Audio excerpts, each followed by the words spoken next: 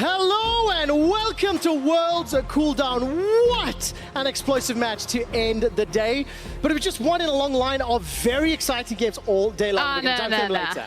No, it is all about this match. And just to echo the casters, that's because you can shut down one member of G2, but you cannot shut down all 5 superstars. That is the power of that team. It doesn't matter if Jankos looks like he's inting into towers. It doesn't matter if Licorice is 2v1 topside against Wonder, because Perkz stepped up today and showed that he is the best member of G2 on this international stage. Yeah, absolutely agree. I mean, when you have a look at it, that was one of those rosters. With a little bit of luck, we'll get your microphone turned on in just a second, Spawn. I can't hear you over your non-G2 friend. Yeah, apparently non-Europeans don't get microphones on Cooldown either, which is an interesting tactic. However, what I was going to say is we've been talking all day about, can IG bring a third member to the table? Who else does Damn1 have here? And then, G2 as a team just has 5 members that, inconsistent sometimes in their showing up. But today, I think, really demonstrated the power of the bottom side of the map. And coming into MSI, it was all about the strength of the top side of the map and just showing their versatility as a squad. And of course, you guys know how much I love my little quick stats, right? This was the fastest game in groups. 24 minutes or 37 seconds, roughly 3 minutes quicker than the next quickest game. Isn't this all about scaling? Isn't this all about playing slow? Isn't this all about the things like the Kales? There was a Xayah in that game. Hey, look, when you have 30 kills in 15 minutes, technically the scaling happens extra because of the gold. Look, let's dive through some of the nuances. Let's start in the draft. What do we think of the picks and bans and how it turned out? Well, what I was going to say is actually when it comes to scaling, it kind of takes 2 to tango. And if Cloud9 are just going to throw down the way they did, especially in such an explosive draft, I think it's no surprise that this game went so quickly. As soon as you sub in Blabber, you give him something like an Elise, you expect the pace of the game to be quite quick. And it's an interesting tactic, because much like when teams used to do against IG, I think it actually suits G2's wheelhouse a little bit more than it suits Cloud9. And we were talking about this earlier on in the day. When someone comes sprinting at you, as Spawn is talking about, you can't just gentleman agreement like, hey, can we slow this down? No, you have to go toe-to-toe with them. And when you choose to go toe-to-toe with G2, you show how quickly that gets out of control. It looks messy, but there is a beautiful genius behind it in the split-second decision-making, which put G2 on top. And as all good genius, there's also some insanity mixed in there, because Wonder walked up to trade 1 empowered Q for a pull and then died. Just straight up got solo killed and put down. So I think but that's the edge you want your players playing on. You want them to be so confident in their 1v1 matchups that every single advantage they get, they exploit to the maximum. And sure, sometimes it's going to explode, but if you have 5 players playing that style, majority of the time, if your players are good enough, they're going to get those big advantages. And especially when you see that there are individuals that can carry in every single role on this squad. I love the statement that Perkz made on the Xayah. Now we've got a huge clip, a roll of B-roll.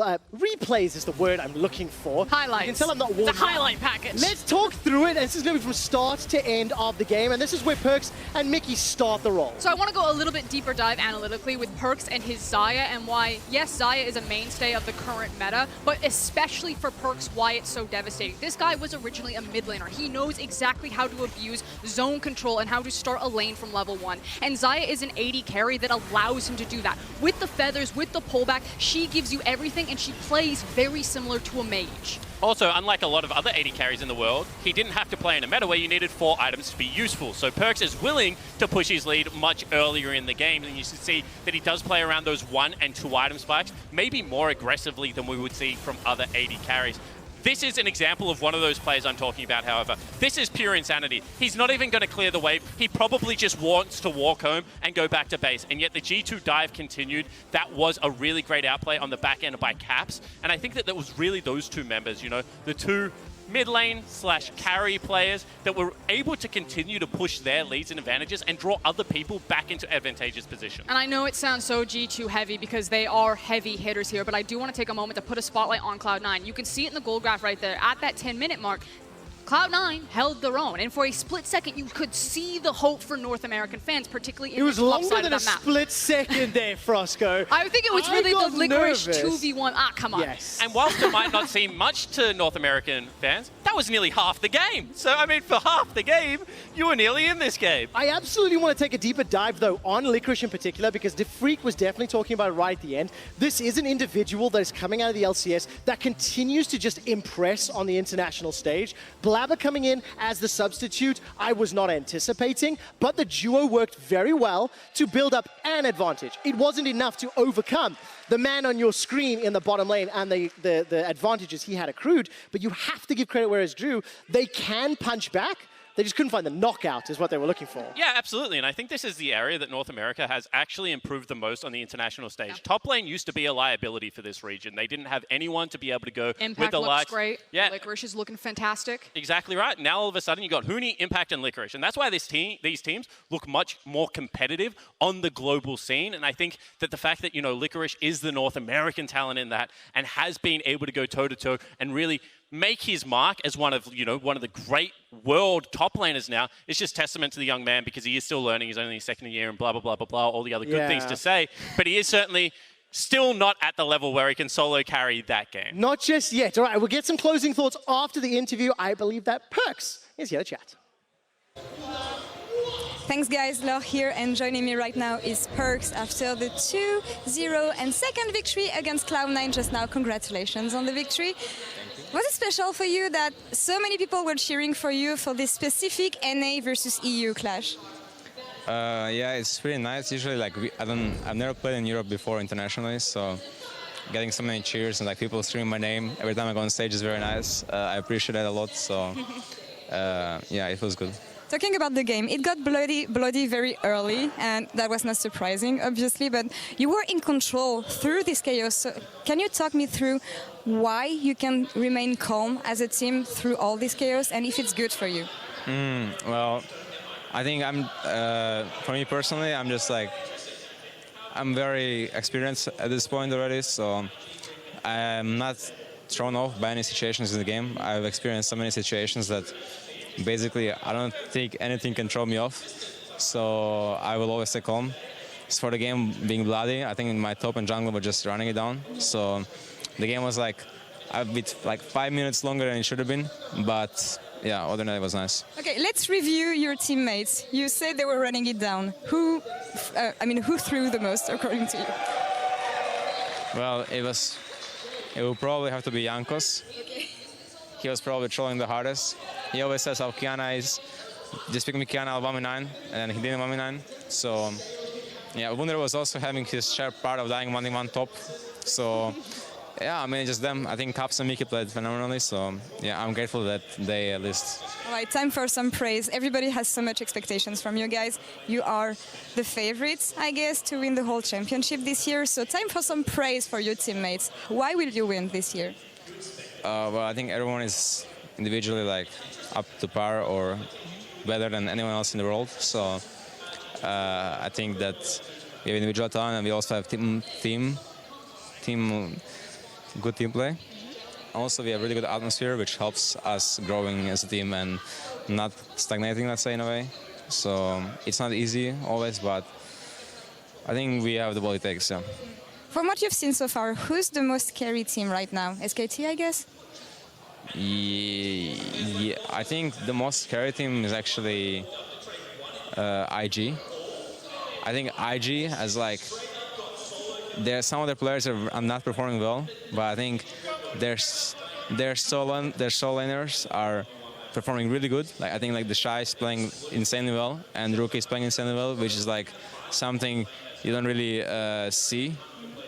From SKT, everyone is playing really well, so they're a scary team. But IG has this individual power that could carry games. So I think for us, as a historical matchup, probably harder.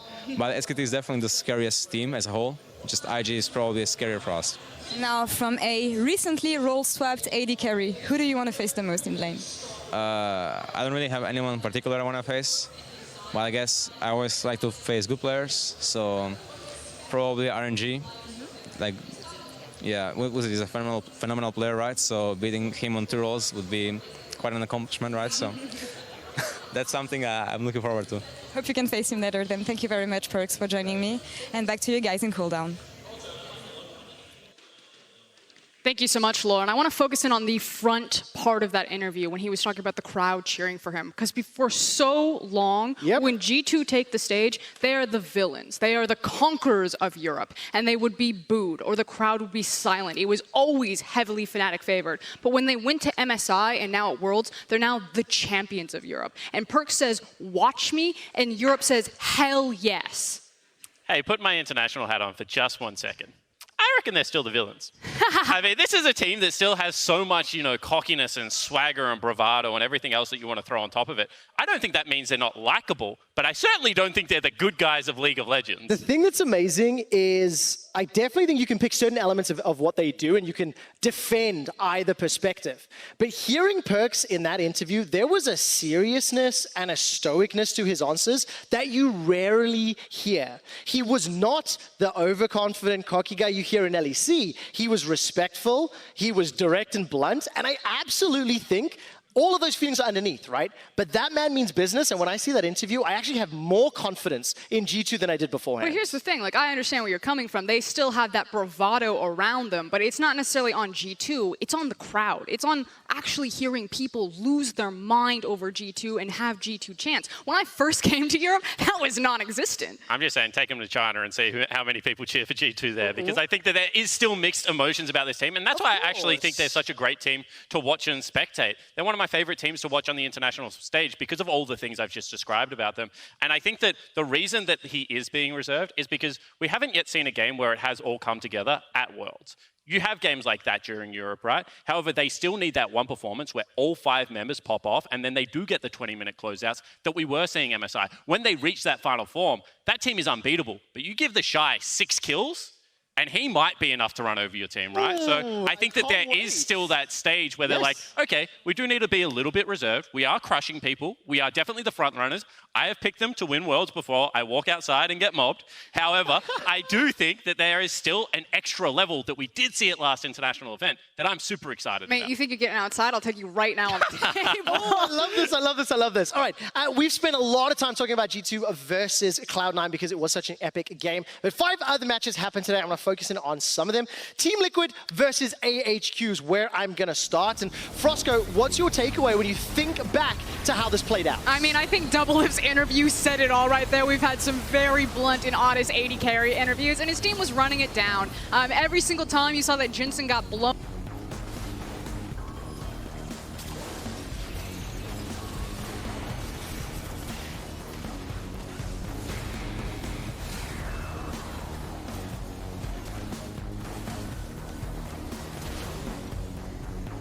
Have a little. But this is one of those games where I think it extended for a very long time, and it was really just Double Lift. Then Smithy came along for the ride, and then finally Impact got involved, and it was enough to drag TL over that line, but it certainly was a very rough game. I also do want to throw a bone to the LMS representatives at this tournament. You know, last year they went 3-15. Even though it's not necessarily showing up in the scoreboard, there is a lot more life. There is a pulse from this region right now, and that is really comforting to see because I thought it was just all done and dusted for the LMS. And they're willing to buck the trend, right? We keep talking about scaling in these compositions. They're one of the few regions that are playing things like the Kiana, the Rumble, you know, the ability to be able to flex things around. I think Mission's had a pretty good tournament so far as well. So I think the LMS as a whole is showing individual flair and talent, if not necessarily, you know, cohesive teamwork. Exactly, and of course, don't forget that J Team took down FPX. The next game I want to talk about is going to be FPX versus Splyce.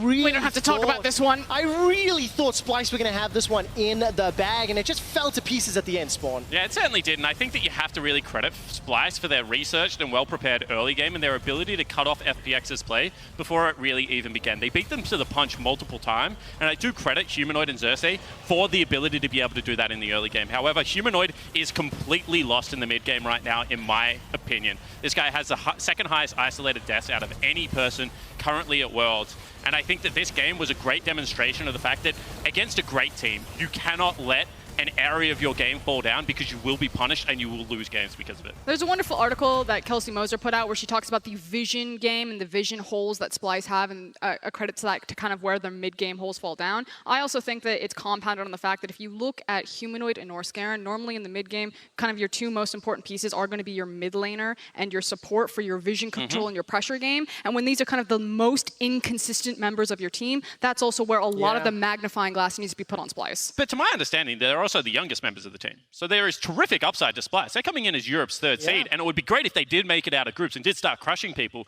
But I do think people are very, very harsh on this lineup because from what I've seen, they have brilliant moments, not good moments. And sure, there is something missing, but they are still a very classy lineup. And I'm excited about them for the future. Spawn, before we had seen the group stage games, it would have been a much more unbelievable statement that Splyce are going to make it. Now, after we've seen the games, and we see not only how well Splyce are playing, but how their opponents are not necessarily performing to the expectations, it gives a little bit more hope. Let's take a quick look at the standings, and we can continue discussing the bigger picture of Worlds. And one of the things I absolutely want to dive into is this discussion around scaling and whatnot. I don't think it was locked down. It's not about scaling. It's about the blind picks. Exactly. And one of the things that I really love, yesterday on Cooldown, I think Jats and I were discussing it, specifically around like first game jitters, you know, day one, day two of group nerves. You see G2 yesterday, you see G2 today, and there's like proof in the pudding. Today's games ramped up in kills, in action, in speed, as it were, even if game times didn't necessarily go down. Hell, I think we should just go back to like crediting versatility. Maybe there's just not a best way to play the game, but depending on your opponent and depending what they give you in pick ban phase, there is a best way to be able to drive towards that, then play the game. If they get rid of Qiyana and Pantheon, maybe there are better scaling options. However, if they leave them up, I have all faith that G2 is going to take those two picks and run over an early game as well. So I certainly think that the meta is not set, but I think that what it has shown is the meta is wide open. Yeah, and that means in best of fives, as Spawn's kind of alluding to, that you're going to get very tailored series metas and not necessarily a tournament meta. I think that this is going to be a Worlds where, depending on who your opponent is, it's going to heavily determine what your priorities are going to be instead of the set OPs. Oh man, we only have one more day of groups before we close out each individual group, or at least the first half. Group D is already wrapped up. Damwon, IG, and Team Liquid all tied at 2-1. Yeah, and I think that I'll call this a group of death, right? You got three teams up the top. Unfortunately, one of them is not going to make it out of groups, but I do love Group B, you know, the group of mess, where everyone is just absolutely all over the place. 1-1 for everyone. And I think that, you know, we've seen now a great game from probably each of these teams, and then a shocker to just round it out as well. Yeah, I'm looking at the Group A, the group of free, the group of mess.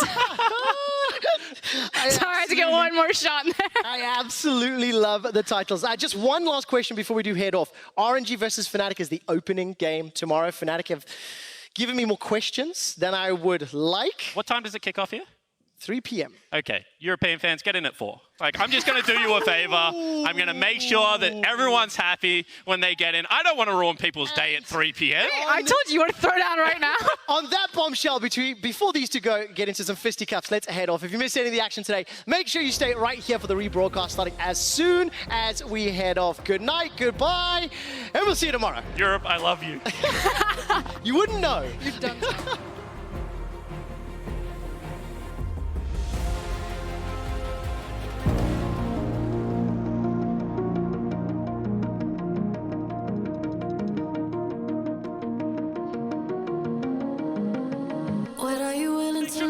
The body slam in the middle of the animation is going to be there's a Xayah. Backflips on top of him. Executes Canyon. Now everyone's running away. He's still going. Can't get out. Another backflip forward as Nogari's going to get taken down. Alex just poking there with the Q. Ysera's going to dive in. It's a brilliant equalizer as immediately the Gragas is going to fall. The supreme display of talent into the backline. Jensen once again has to go into the Zhonya's as that's a supreme display of talent. Oh, now 4 members and then the killer instinct in the backline to augment an impact once again trying to be the hero, but he can't do it. A double kill for Alex as if can he get? Looking to try and get in there. We've seen this before. There was Tien early into this pit. Oh! Somehow the burst didn't work out, and now the dive bomb comes in. The shotgun into the backline, and there goes LWX. Here comes the re-engage. GPO going to kite out of it. Low health bars could make things dangerous. Lee's going to lose the Guardian Angel. The re-engage comes across. This time Zin can join in, but it's 2 for 1 so far. 3 for 1. It's all game so far, shutting down everybody.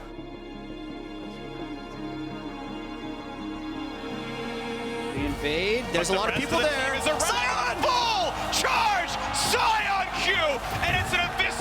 the 3-man stun buys some time. It's still a 2-for-1, it's Cloud9, still forced to run. Sneaky does not have a way out, he finds a stun, but he doesn't have damage just yet. There's a double kill in for the Vladimir, it's 4, it's 5, it's an ace for G2. India to go on to turret number 1, 5v5 to close the game right now. Sneaky out of hell, 2 for 0, 3, already picked up, making a 4th. There is